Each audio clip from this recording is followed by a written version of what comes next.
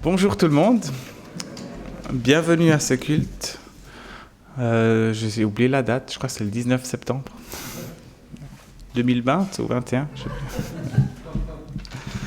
Je vous souhaite la bienvenue. Des fois j'oublie la date, en fait souvent c'est parce que j'ai un horaire irrégulier. L'autre jour j'ai dû faire un test sur un patient, c'est un test neurologique où on demande aux patients de se situer dans le temps et dans l'espace. Alors je lui demande, vous savez quel jour on est, quelle heure et tout. Et on se regarde les deux, et puis en fait les deux on ne savait plus. Je dis bon ok. J'ai une succession de nuits et de jours, du coup des fois après on ne sait plus trop où on en est.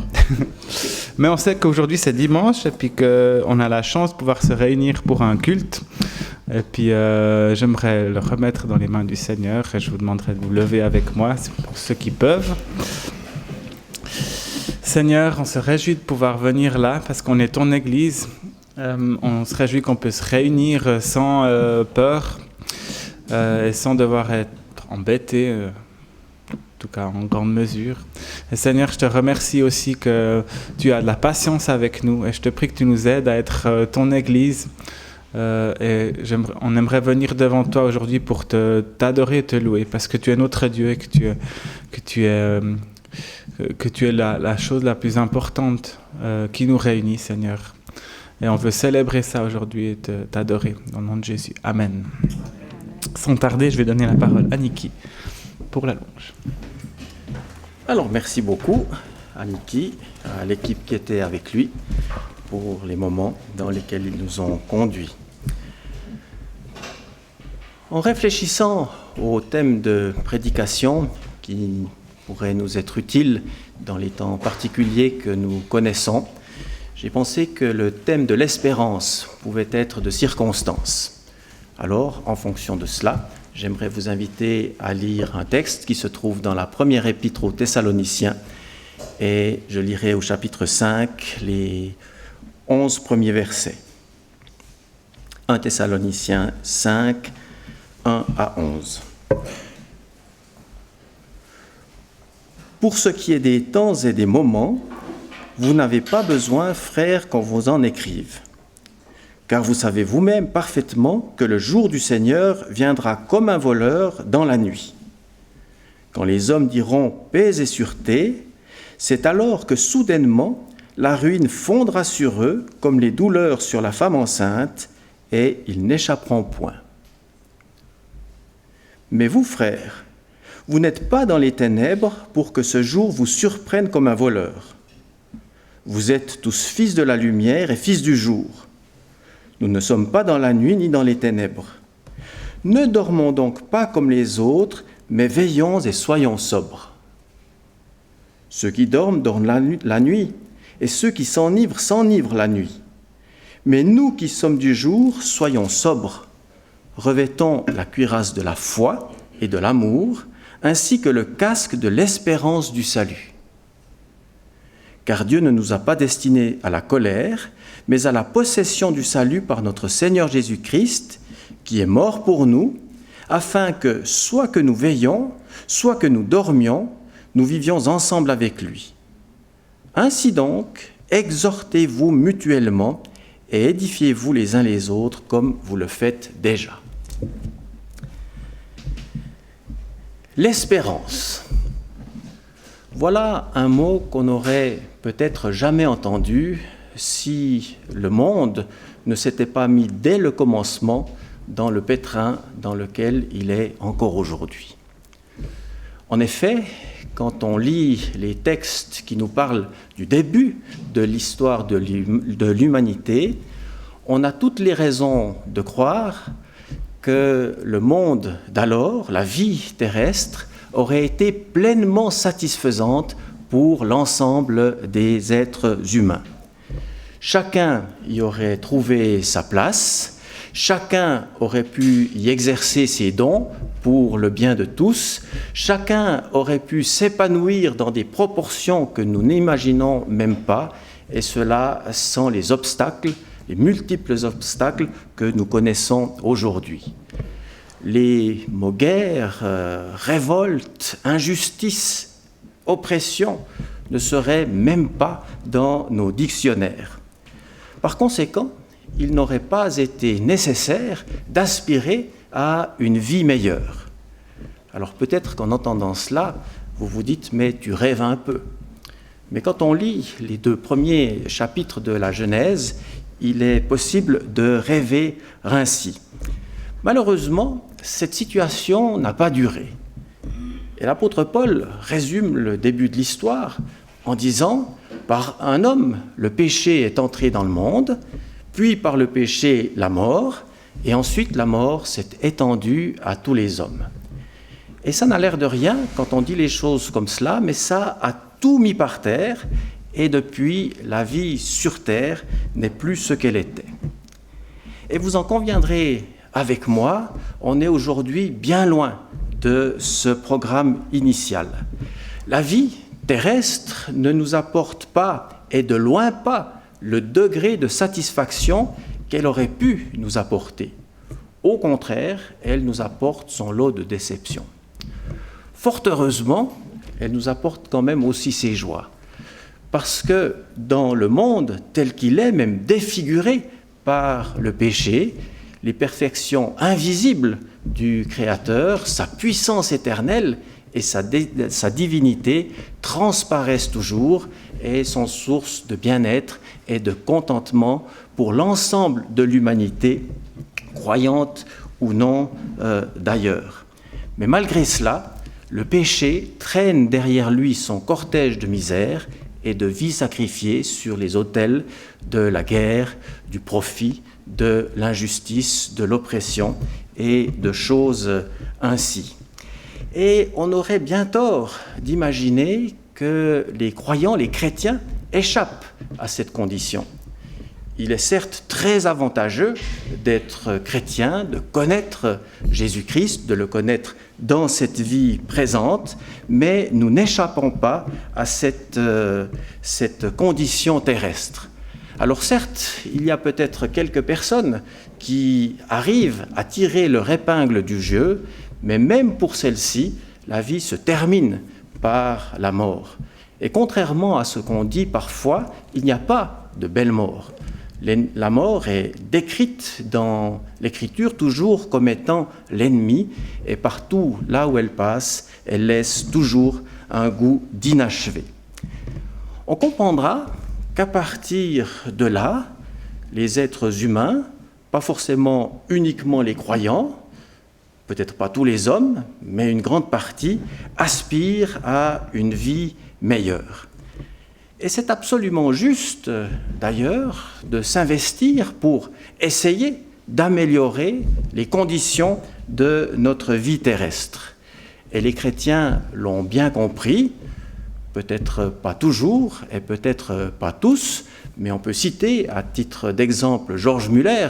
Je prends son exemple parce qu'il y a cette comédie musicale qui tourne en ce moment. Enfin, elle aurait déjà dû finir de tourner, mais elle tourne toujours à cause du contexte de la pandémie. Mais on peut se souvenir de ce chrétien allemand qui s'est investi avec la plus grande énergie pour venir au secours des orphelins qu'il était suite à une épidémie de choléra qui avait eu lieu en Angleterre.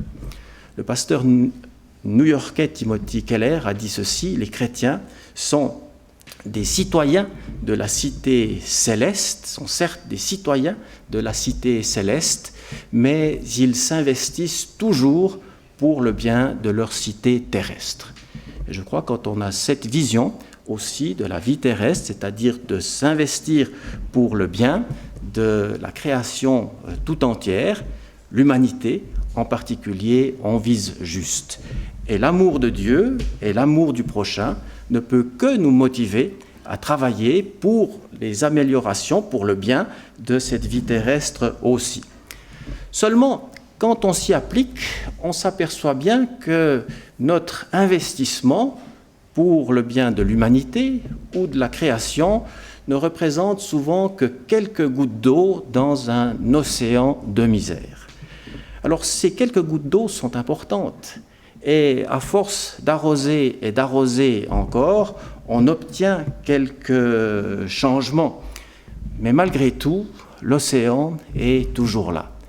Et il faut dire que les solutions aux problèmes qu'on reçoit parfois comme le Messie aujourd'hui sont très souvent les problèmes de demain. Alors quand on considère les choses sous cet angle-là, on peut que s'écrier avec l'Ecclésiaste « Vanité des vanités, tout est vanité ». Alors peut-être qu'en m'entendant ce matin, vous vous direz « mais jusque-là, ton message n'est pas particulièrement encourageant ». Et jusque-là, on est d'accord. Mais rassurez-vous, il y a la suite. Et la suite nous dit que malgré le constat qui vient d'être fait, il y a une espérance dans ce monde. Paul priait pour les chrétiens d'Éphèse en demandant à Dieu qu'ils puissent connaître l'espérance qui s'attachait à leur appel. Et cette espérance est toujours la même pour nous. Et c'est elle qui nous permet de vivre heureux dans le monde, parce que du moment que nous possédons cette espérance, nous n'attendons pas tout de ce monde et de cette vie présente. Et parce que nous savons qu'il y a quelque chose de meilleur qui est à venir. Et le meilleur qui est à venir, c'est ce que Paul appelle dans notre texte le salut. Vous avez entendu ce verset, je le relis. « Mais nous qui sommes du jour, soyons sobres, revêtons la cuirasse de la foi et de l'amour, ainsi que le casque de l'espérance du salut. » Et si je m'arrête sur ce verset ce matin, c'est parce que je crois qu'il contient l'expression qui exprime le mieux quelle est notre espérance. Et l'expression que vous avez entendue, c'est l'espérance du salut. En effet, notre espérance, c'est le salut. Mais peut-être quelques-uns diront, mais en fait, le salut, on le possède déjà par la foi en Jésus-Christ. On a déjà le salut maintenant. Par conséquent, il n'est pas nécessaire d'espérer le salut. Alors c'est vrai, mais pas tout à fait. Dans le sens où l'apôtre Paul nous rappelle aussi que c'est en espérance que nous sommes sauvés. C'est-à-dire que nous avons bien plus à attendre du salut que ce que nous en connaissons maintenant. Ce que nous connaissons du salut maintenant est déjà en soi tout à fait extraordinaire.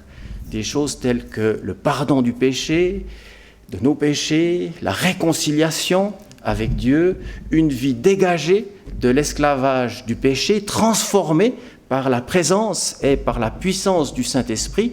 Tout ça est extraordinaire et nous ouvre des portes extraordinaires telles que des bénédictions, des exaucements de prière, la possibilité d'être guéri de ces maladies. Enfin bref, voir Dieu à l'œuvre concrètement dans notre vie de tous les jours. Mais cela est en fait assez minime par rapport à tout ce qui nous attend quand on parle du salut. Et souvent, on a limité, parfois dans le discours chrétien, le salut dans le sens éternel, bien sûr, à ce qu'on pourrait appeler la situation intermédiaire qui existe entre notre décès, notre départ de cette terre et la résurrection d'entre les morts. On a parfois présenté la situation de la manière un peu suivante. Alors je caricature un peu, vous le comprenez. On meurt, et puis on va au ciel, et là c'est le terminus, tout le monde descend. Si on s'est comporté comme un bon chrétien, on reçoit une robe blanche, une couronne, éventuellement une harpe, on s'installe sur un nuage, et puis on entonne gloire à l'agneau pour l'éternité. Alors si c'était ça, disons-le, ce serait déjà pas mal. Et je suis sûr que les membres des groupes de louanges n'aspirent qu'à cela. Mais le salut, en fait, ne s'arrête pas là. Comme je dis, si c'était ça, ce serait déjà pas mal.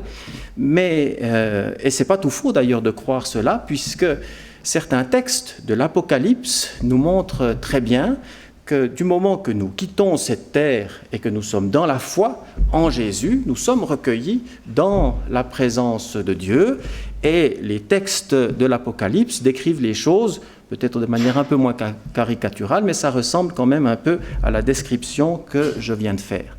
Simplement, ce qu'il faut comprendre là-dedans, c'est que cela, c'est une situation intermédiaire, provisoire. Ensuite vient la résurrection d'entre les morts au moment où Jésus-Christ apparaîtra, où il reviendra. C'est-à-dire que nos corps ressusciteront et ils ne seront plus soumis aux faiblesses que nous connaissons maintenant, et nous ressusciterons pour vivre dans un univers totalement renouvelé avec de nouveaux cieux et une nouvelle terre. Alors vous comprenez sans doute en ce moment que je n'entre peut-être pas dans tous les détails de la question, de savoir s'il y a un millénium, s'il n'y a pas de millénium. Pour ce qui me concerne, et la position, je dirais, générale des églises de réveil, c'est qu'on croit au millénium.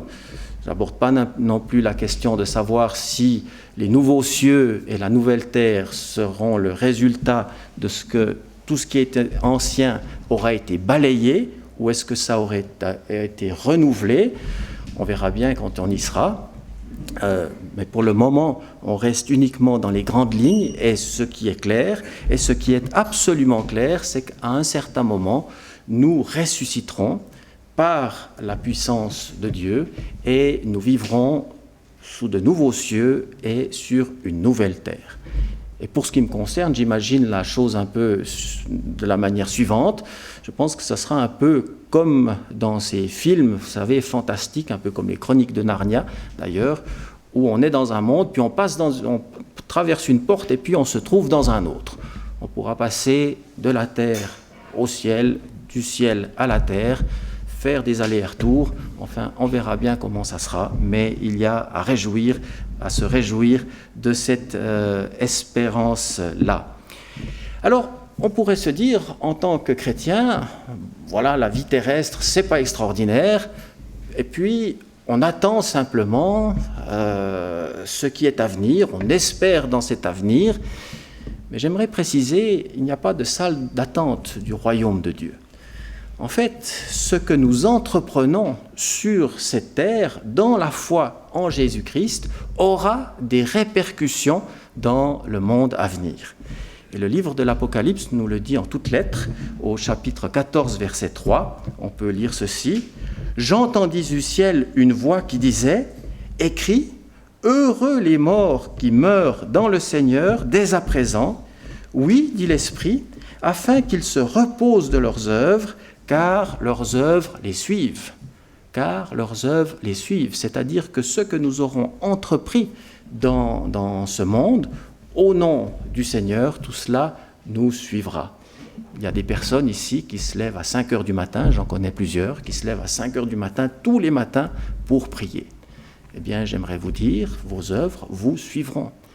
Il y a des personnes qui s'engagent avec une énergie extraordinaire dans toutes sortes d'activités, dans la perspective de l'avancement du royaume de Dieu.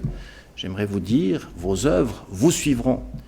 Il y a des gens qui mettent la main au porte-monnaie pour soutenir l'œuvre de Dieu. J'aimerais vous dire, tout cela vous sera retourné au centuple, parce que celui qui nous observe n'est pas injuste, et il voit les efforts, les sacrifices qui sont entrepris par son peuple, et tout cela aura des répercussions dans le monde à venir. Mais là aussi, il y a encore un problème, c'est que même dans la foi, nous ne faisons pas tout ce que nous voulons, parce que nous sommes limités par un certain nombre de choses. Et certaines personnes le sont plus que d'autres, parfois par la maladie, par des empêchements, pour certains chrétiens par des persécutions. Mais là encore, et même dans ces choses, nous avons une espérance, parce que l'apôtre Paul nous dit ceci, mais même les légères afflictions du temps présent produisent au-delà de toute mesure un poids éternel de gloire. Alors nos afflictions ne sont pas toujours aussi légères que cela, mais en comparaison de la gloire à venir, l'apôtre Paul se permet de les mentionner comme étant légères. Donc tout cela pour dire que nous avons une espérance, Mais cette espérance n'est pas simplement quelque chose que nous attendons, que nous espérons de manière un peu vague, mais quelque chose qui impacte réellement notre vie terrestre et de vivre en fonction nous appelle à vivre en fonction de cette espérance. Et l'apôtre Paul disait ceci aux Thessaloniciens: alors, nous qui sommes du jour, soyons sobres, revêtons la cuirasse de la foi et de l'amour, et puis il ajoute, et le casque de l'espérance du salut. Et ce n'est pas tout à fait par hasard qu'il dit le casque, parce que vous savez que avec le casque, on se protège la tête, et la pensée qu'il voulait sans doute véhiculer, c'est que nos pensées ont besoin d'être constamment infusées, inondées de cette espérance-là. Et cette espérance est sûre et certaine. Ce n'est pas comme l'espérance quand on a, je ne sais pas, passé un examen, par exemple, et puis qu'on n'est pas trop sûr, et on nous demande ça s'est bien passé, et puis on dit j'espère que ça a passé, n'est-ce pas? On ne sait pas trop. Dans le cas particulier, ce n'est pas tout à fait pareil, parce que cette espérance est sûre et certaine, parce qu'elle repose déjà sur une preuve qui est la résurrection de Jésus-Christ. Jésus est ressuscité, et c'est la démonstration, la preuve que nous ressusciterons aussi, et que ses promesses sont absolument fiables et que Dieu est fidèle à ses promesses. Et nous avons accès à cette espérance par la foi en Jésus-Christ. Lui a quitté la cité céleste pour venir dans notre cité terrestre, afin que par la foi en lui, nous ayons part à l'espérance du salut, à l'espérance de la vie éternelle. Amen. Je vous invite à quelques instants, une minute de silence, puis je prierai. Ensuite, Pascal continuera de présider le culte.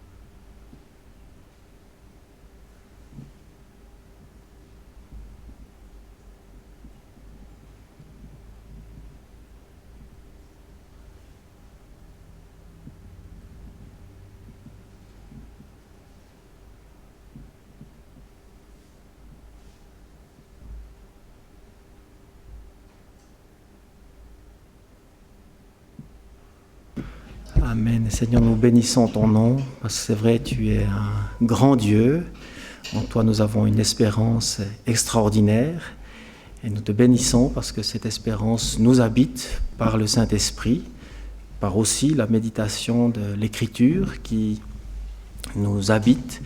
Et Seigneur, que ce matin, ton nom soit élevé pour tout ce que tu as accompli et ce que tu accomplis encore pour nous. Amen.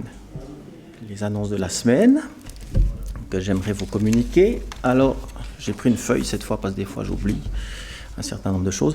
Donc cette semaine, nous avons les groupes de maison qui se rassemblent. Et puis, mardi soir, alors pour toutes les personnes qui sont dans un groupe de maison, bien sûr, vous rejoignez votre groupe de maison le soir où ils se rassemblent. Et pour toutes les personnes qui souhaitent prier mais qui ne sont pas dans un groupe de maison, vous pouvez venir ici le mardi soir à 20h. Il y a donc une réunion de prière de 20h à 21h15. Ça sera le cas donc ce mardi 21. Le jeudi à 14h, il y a aussi réunion de prière ici. Et donc vous êtes bienvenus si vous souhaitez y participer. Le 24, il y a la soirée feu. La soirée feu, c'est une soirée masculine. Il y a eu la rencontre féminine hier ici. Et puis, il y a vendredi soir, donc la soirée qui rassemble les hommes. Ça se vit chez Christian Vuarnaud à Corceret, autour du feu dans la mesure où la météo le permet. Mais en tout cas, si vous voulez y participer, vous pouvez soit vous adresser à moi pour les informations complémentaires, soit alors vous rendre sur le lieu. Pour dimanche prochain, c'est important de retenir la chose suivante. Dimanche prochain, nous avons la fête des moissons. Comprenez bien qu'en ce temps de pandémie et avec des règles qu'il faut adapter constamment, c'est vraiment difficile de prévoir des choses qui soient vraiment réalisables sur le moment. Donc, on a prévu une fête des moissons. Et ce qu'on a prévu, ce qu'on espère pouvoir faire, donc dimanche prochain, c'est de vivre un culte tous ensemble. Mais comme on ne peut pas être tous ensemble dans cette salle, on va le vivre à l'extérieur. En principe, ça aura lieu donc au réservoir qui est dans la forêt de Bellecroix. La forêt de Bellecroix, c'est celle qui est juste là. Si vous regardez par les vitres, il y a une forêt en face. Et puis dans cette forêt, juste à l'entrée, vous suivez les chemins, vous ne pouvez pas rater. Il y a un réservoir et puis une place de pique-nique. Et on pense que c'est approprié pour rassembler l'Église et vivre un culte en plein air dans ce lieu. On avait espéré pouvoir aller il y a une scène dans le bois de Montcor, cette fois, avec une coupole comme ça. Malheureusement, c'était déjà réservé, on ne peut pas se rendre là-bas, mais au réservoir, c'est possible. Alors, je vous informerai plus précisément encore par mail durant la semaine si on fait rendez-vous ici à l'église, puis on se déplace tous ensemble, ou si on se donne rendez-vous là-bas. C'est des petits détails qu'il faut encore fixer. Mais dans ce sens-là, il n'y aura qu'un seul culte à 10h moins le quart, comme autrefois avant la pandémie, si vous vous en souvenez. On faisait comme ça, à 10h moins le quart, il y avait un culte, et on fera donc la même chose. Maintenant, ça c'est si le temps le permet. Bien sûr que si c'est comme aujourd'hui, ça va être plus difficile. Si jamais la météo devait être incertaine, consultez vos mails, parce que c'est le plus facile pour moi, en tout cas, de communiquer. C'est là que j'atteins le plus de personnes.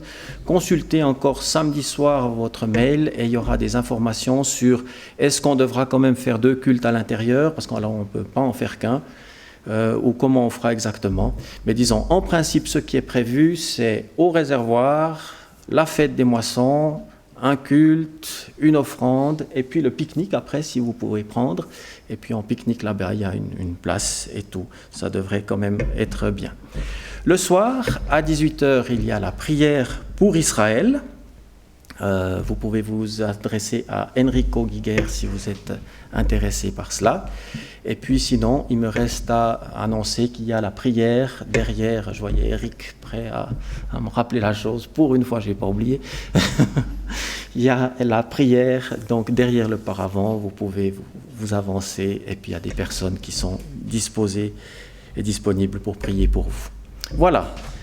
Comme c'est le président qui fait la bénédiction finale, je te laisse l'honneur. Merci. Toujours une responsabilité. Alors, je vous invite à vous lever. Seigneur, il est bon d'être ensemble et il est bon de savoir que tu es notre Dieu et que tu es avec nous partout et en tout temps. Et Seigneur, on veut se rappeler que nos œuvres nous suivent aussi après. Et Seigneur, dans ce sens-là, on te prie que tu nous accompagnes et que tu nous bénisses pendant cette semaine. Dans le nom de Jésus, Amen. Bon dimanche à tout le monde.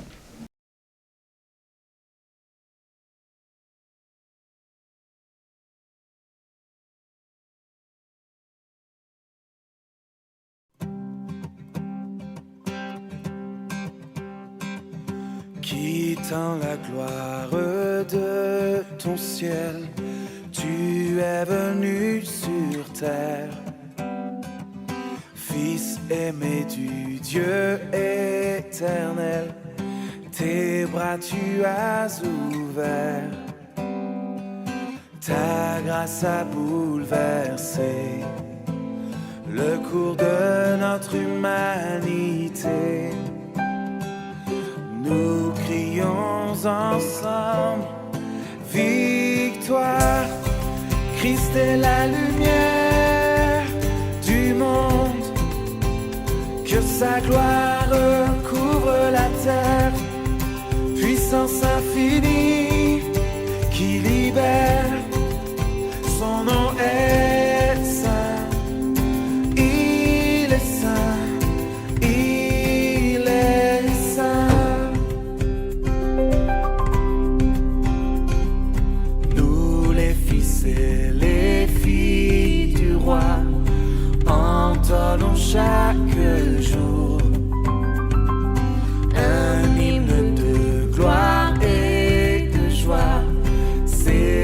célébrant son amour.